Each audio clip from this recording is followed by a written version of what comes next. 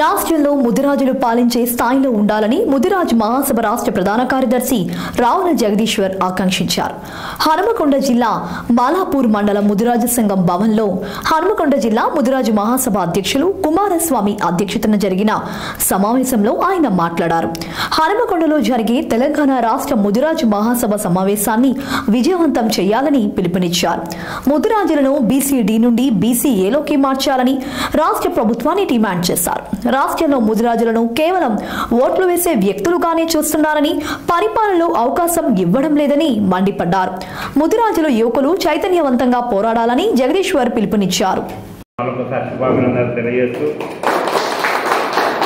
అంతేకాకుండా వేదికపై ఉన్నటువంటి కొండ మోగిలి గారు, స్థానిక సొసైటీ చైర్మన్, తర్వాత సోదరుడు మోటం బాబు గారు, వన్నాల కృపాసాగర్ గారు, వరంగల్ జిల్లా అధ్యక్షులు, వేదిక మీద ఉన్న పెద్దలు అందరూ, ముదిరాజు బంధువులందరికీ, పత్రికా బంధువులకు కూడా, మిత్రులకు కూడా నమస్కారాలు తెలియజేస్తూ, నిజంగా ఇక్కడ మాట్లాడాలంటే భయం అవుతుంది నాకు. చాలా సందర్భాల్లో ఇంత పెద్ద 10,000 మంది మీటింగ్లో అయినా మాట్లాడచ్చు, కానీ కమలాపూర్లో మాట్లాడాలన్న ఖాయమైతే. ఎందుకంటే మీరు ఒక్కొక్కరు రాజకీయ ఉద్దండులు కనబడతాను. మీరు మీ ఫేస్ ఫీలింగ్సే చెప్తాను. మేము ముద్దసాని దామోదర్ రెడ్డిని చూసినాం, ఈటల రాజేందర్ చూసినాం, పాడి కౌశిక్ రెడ్డిని చూసినాం, ఇలా వచ్చేదో ముచ్చట చెప్తాడో మేము వినా అన్నట్టున్నది. అది కాదు కానీ మీ రాజకీయ చైతన్యం, మీ వ్యవస్థ అంత గొప్పగా, అంత పెద్దవాళ్ళని చూసి అన్ని రకాల చూసిండ్రు, అన్ని సాధక బాధకాలు చూసిండ్రు. అంతేవిధంగా నేను కోరుకునేది ఏంటంటే, ప్రధానంగా 40 సంవత్సరాలుగా ఈ రాష్ట్రంలో అత్యధికంగా పేద వర్గాలు ఎదురవుతుంది అంటే ముదిరాజులు. నేను ఏ రాజకీయ పార్టీకి సంబంధం లేదు. 1992లో నేను హనుమకొండ పట్టణ ప్రధాన కార్యదర్శిగా ఎన్నుకున్న తర్వాత యూత్ ప్రధాన కార్యదర్శిగా ఎన్నుకున్నప్పటి నుండి ఈ రోజు వరకు కూడా ఏ రాజకీయ పార్టీకి కూడా అనుబంధంగా కానీ, ఎవరికి దేహ్యాన్ని కానీ, ఎవరిని రూపాయి ఆశించకుండా కేవలం కుల సంఘం కోసం నా ముదిరాజ్ జాతి బాగుపడాలి, మా వాళ్ళు అట్టడుగు వర్గానికి ప్రజాస్వామ్యంలో సమసమాజంగా సమాన ఫలాలు, సమాన హక్కులు, సమాన వ్యవస్థ అందరితో పాటు ఉండాలనేటువంటి ఆకాంక్షతో మాత్రమే నా శక్తి మేరకు నేను ప్రయత్నం చేసిన. ఏ రాజకీయ పార్టీలు ఉన్నా కానీ ఇంతకన్నా ఎక్కువ పేరు, ఇంతకన్నా ఎక్కువ హోదాలో ఏదో ఒకటి దాక్కుకోవచ్చు నాకు కూడా, కానీ నాకు చూడలేదు. నా జాతి బాగుపడాలనేటువంటి ఆకాంక్షతో మాత్రమే పనిచేసిన. దయచేసి దీన్ని అర్థం చేసుకోవాలని చెప్పి కోరుకుంటూ, మరి 40 సంవత్సరాల నుండి విద్యా ఉద్యోగ రంగాలలో మనకు చాలా తీవ్ర అన్యాయం జరిగింది. చెప్పుకుంటే భారతం, మరొకటి రామాయణం అనేటువంటి పరిస్థితి మన కులాది. ఇవాళ అత్యంత దారుణంగా పరిస్థితి. ఇవాళ ఎస్టీలకు సంబంధించినంత వరకు లంబాడాలను చూస్తే ప్రతి వీరికి ఊరుకు ఏఈలు, ప్రతి ఇంటికి ఒక డాక్టర్ ఉన్నాడు, ప్రతి ఐఏఎస్ ఆఫీసర్లు ఉన్నారు. ఎస్సీలు ఉన్నారు, మాదిగలు ఉన్నారు, మాలలు ఉన్నారు. అగ్ర ఆధిపత్య కులాలు అయితే ఆల్రెడీ ఎప్పటి నుండో కొనుక్కొని వాళ్ళ ఉద్యోగాలు, ఎంఆర్ఓలు, ఎండిఓలు, ఆర్డీఓలు, కలెక్టర్లు, ఏ స్థాయిలో ఉన్నారు. రాజకీయాలలో 40 మంది ఎమ్మెల్యేలు ప్రతి దఫా ఉంటారు స్వాతంత్రం వచ్చినప్పటి. మన దౌర్భాగ్య పరిస్థితి ఏంటంటే, రాజకీయాలకు ఎట్లా మనం అందుకోలేకపోయినాం. కనీసం విద్యా ఉద్యోగ అవకాశాలు, సమాన అవకాశాలు కావాలంటే మన దాంట్లో ఒక అటెండర్ ఉద్యోగం తప్ప దేనికి పనికిరాని ఉద్యోగ వస్తువులు మనం ఉన్నారు. చెప్పుకుంటే చాలా హీన పరిస్థితి. ఇంకా రానున్న రోజులలో ఈ విధంగానే ఉంటే మాత్రం భవిష్యత్తులో ముదిరాజులు మాత్రం కేవలం పాలేరులు, అటెండర్లు, కూలి నాలుగు చేసుకొని రెక్కాడితే డొక్కాలని కులాలు ఏవైతే ఉంటాయో ఆ ఊళ్ళలో గయ్యే మిగులుతాం. మనం ఇప్పటికైనా మనం చైతన్యం కావాల్సిన అవసరం ఉన్నది. కొన్ని కట్టుబాట్లకు, కొన్ని వ్యవస్థలకు మనము అతీతం కావాలి. తాగుడు వ్యసనాలకు దూరం కావాల్సిన అవసరం ఉన్నది. చెప్పుకుంటే మనం కాదు, అత్యధికంగా మనం ఈ రాష్ట్రంలో లిక్కర్ తాగేది మనమేం చెప్పి అనుకుంటాను. ఇది నిజమో కాదో మీకే తెలియాలి, మీరు దయచేసి అర్థం చేసుకోండి. కాబట్టి ఇప్పటికైనా నేను ఏంటంటే, ఇప్పుడు మనం ఇంత జరిగిన తర్వాత కూడా, ఇంత వ్యవస్థ, ఇంత చైతన్యవంతమైనటువంటి మీ ప్రజానికం ఉందో కూడా నేను ఒకటే చెప్పదలుచుకున్నాను. Right sir, please. ఇప్పుడు నేను చెప్పదలుచుకున్నాను, మీకు తెలియని విషయాలు ఏం లేదు. మొన్న ఇటీవల ఎలక్షన్స్ జరిగినాయి. మీరు చాలా నాలెడ్జ్ ఉందని నేను ఒప్పుకుంటా. కాంగ్రెస్ ప్రభుత్వం ఏం చేసిందంటే, తమ మేనిఫెస్టోలో కామారెడ్డి బీసీ డిక్లరేషన్ అభయహస్తంలో ముదిరాజులను బీసీ-డి నుండి ఏకి మారుస్తామని సోనియా గాంధీతో మైక్లా చెప్పించారు. దాన్ని మేనిఫెస్టోలో పెట్టి ప్రకటించారు. ఇప్పుడున్నటువంటి పరిస్థితుల్లో మీ అందరికీ తెలుసు, 6 గ్యారెంటీల పేరు మీద కాంగ్రెస్ పార్టీ అన్ని 6 గ్యారెంటీలు పరిపూర్ణం చేయడానికి ప్రయత్నం చేస్తాను.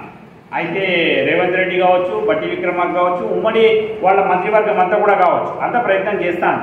కానీ అదే సోనియా గాంధీతో చెప్పబడినటువంటి మనమే ఎందుకు చిన్న చూపు, మా జాతి మీద ఎందుకు చిన్న చూపు అనేటువంటిదే నా భయం. నా ఒక అది కోపంగా ఉన్నది నాకు. మాకు ఏదైతే మీరు సోనియా గాంధీ ద్వారా చెప్పబడినటువంటి మేనిఫెస్టోలో చెప్పబడినటువంటి దాన్ని మీరు ఏదైతే గీత అనుకుంటారు, ఖురాన్ అనుకుంటారు, బైబిల్ అనుకుంటారు, మీ మేనిఫెస్టోనే మొత్తం మా ఈ యొక్క ప్రజాస్వామ్యాన్ని మొత్తం దిశ చూపిస్తుందని అంటున్నారు. మరి మమ్మల్ని ఎందుకు కించపరుస్తాను? 9 నెలలు అవుతాను ఇప్పుడు ప్రభుత్వం వచ్చి. ఒక్కరోజు ఖచ్చితంగా కూర్చుంటే, క్యాబినెట్లో కూర్చుంటే డిస్కస్ చేస్తే మనం మేనిఫెస్టోలో డిక్లేర్ చేసినాం కాబట్టి ఖచ్చితంగా ఇవ్వాలంటే ఎవరు వద్దనేది లేదు. 2 సార్లు శాసనసభ మీటింగ్లలో కూడా అందరూ మాట్లాడారు. ఎమ్మెల్యేలు చాలామంది మాట్లాడారు. వివేకానంద్ మాట్లాడారు, ప్రతిపక్షాల హరీష్ రావు మాట్లాడారు, కేటీఆర్ మాట్లాడారు, నాగేంద్రబాబు మాట్లాడి ఎవరో చాలామంది మాట్లాడారు. బీజేపీ వాళ్ళు కూడా మాట్లాడారు, కాంగ్రెస్ వాళ్ళు కూడా మాట్లాడారు, ముదిరాజు బీసీడీ నుంచి ఏకమాచారు. మన వాళ్ళు కూడా చాలా రాష్ట్రం మొత్తం కూడా అన్ని చోట్లలో కూడా ఆ సందర్భోచితంగా మన ఎంఆర్ఓ ఆఫీసులను, జిల్లా ఎమ్మెల్యేలకు, ఎమ్మెల్సీలకు, కలెక్టర్లకు కూడా విన్నపం చేసి మా పిల్లల బాగోగుల కోసం మాకు ఈ యొక్క జీవో మార్చండి అని చెప్పి పేరున బదిలాడుకొని చెప్పుకున్నారు. అయినా కానీ ఇంతవరకు మనం ఇవాళ ఏ ఇతర కులానికి మనము వ్యతిరేకం కాదు. వాళ్ళు బాగుపడరు, వాళ్ళు మంచిగా కలెక్టర్ లేదని మనకేం బాధ లేదు. వాళ్ళతో పాటు మన పిల్లలు కూడా బాగుపడాలి కదండి. మన పిల్లలు కూడా ఇంజనీర్లు కావాలి, డాక్టర్లు కావాలి, ఇంకా ఐఏఎస్లు కావాలి, ఇంకేదైనా కావాలని కోరుకోవాలి కదా. మనం ఇంకా కిందికే పోతాం, వాడు ఇంకా పైకి పోతాంటే ఇది ఎక్కడ ప్రజాస్వామ్యం, ఎక్కడ సమాధానం. దీనికోసమే మేము ఇటీవల కాలంలో ప్రిన్సిపల్ సెక్రటరీ, బీసీ సెక్రటరీ గారిని కలిస్తే, మీరు ఏదో 10 మంది 20 మంది రాజకీయ అవసరాల కోసం వస్తారండి, మీకేం పని పాడలేదు, ఏదో మీ రాజకీయ అభ్యర్థుల కోసం, మీకు ఎమ్మెల్సీల కోసము, మీకేదో పదవిలో పైరవీల కోసమే వస్తాను, కానీ మీ ప్రజానికం ఎక్కడ కూడా ఈ రాష్ట్రంలో అడుగుతలేరు. మీ అట్టడుగు వర్గాలు ఎవరైతే కడుపు గాలి ఎవడైతే ఉన్నాడో వాడు అడగాలి, కానీ మీరు అడుగుడైందే. మీరు మంచి చొక్కాలు వేసుకొని కార్లలో గీళ్ళలో వచ్చి అడిగిపోతారు. మీ ప్రజానికం ఎక్కడ అడుగుతలేదు. ఎవరికైతే అవసరం లేదో కడుపు గాలి నా పిల్లలు బాగుపడాలనుకున్నాడో అడుగుతలేరు, ఎక్కడ ఉద్యోగం చేస్తలేరు, ఏం చేస్తలేరు అంటారు. ఇది మనం గమనించాలి. వాడు తప్పన్నాడు, ఒప్పన్నాడు, తప్పించుకోవడానికి అన్నాడు, మమ్మల్ని ఇంకోసారి రాకుండా చేయడానికి అన్నాడు నాకు తెలియదు. కానీ మీరు కూడా, మనమందరం కూడా ఈ యొక్క సమాజంలో మనం ఈ జాతిలో పుట్టినందుకు, ఈ జాతి అభ్యర్థికి, భావితరాల ప్రజలకు, పిల్లల కోసం మనం ఒక్కసారన్నా కంకణబద్ధులమై ఒకసారి దీక్ష తీసుకొని ఒక్కసారి ఈ ఒక్క సంవత్సరం, ఈ 6 నెలలు కావచ్చు, 3 నెలలు కావచ్చు, ఈ సంవత్సరంలో ఖచ్చితంగా పీసీడీ నుండి ఏగిపోవడానికి మేము కంకణబద్ధులని తిరగాలనుకుంటున్నాం. మీరు కూడా మీ శక్తి వంచడానికి మిమ్మల్ని ఎక్కడికో మీటింగ్లకు వచ్చి ఏ రాజకీయ పబ్బాలకు నేను రమ్మనంటాను. ఎక్కడికక్కడ ఈఎంఆర్ఓ ఆఫీసులో కానీ, మీ ఎంపీపీ ఆఫీసులో కానీ, మీ జిల్లా జెడ్పీటీసీల దగ్గర కానీ, మీ సర్పంచ్ ఎలక్షన్స్లో కానీ, మీ ఎమ్మెల్యే దగ్గర కానీ, మీ మంత్రుల దగ్గర కానీ, మీ ఎమ్మెల్సీల దగ్గర ఎప్పటికప్పుడు నిలదీయండి. మీరు మేనిఫెస్టోలో పెట్టిన మాకు ఇవ్వాలని చెప్పి ఎంబడబడాలి. ఇట్లా అందరం ఎంబడబడితే ఈ రాష్ట్రం మొత్తం అన్ని నియోజకవర్గాలు, అన్ని ఎంపీపీలు, అన్ని ఎమ్మెల్యేలు కనుక కొట్లాడితే తప్పకుండా వస్తుంది. మనకేం లాభం రాదు కావచ్చు, మన వేదిక మీద ఉన్న వీళ్ళ మీద మనకు ఎవరికి లాభం కావచ్చు, మన పిల్లలకు అవసరం కావచ్చు, కానీ భావితర పిల్లలకు మనం అన్యాయం చేయొద్దని చెప్పేసి కోరుకుంటూ, దయచేసి నేను ఎక్కువ మాట్లాడదలుచుకోలేదు. ఈ సూటిగా స్పష్టంగా ఏదైతే విషయం చెప్పాలని కూడా అదే చెప్తున్నాను. నేను రాజకీయంగా పెద్దగా అవసరం లేదు నాకు.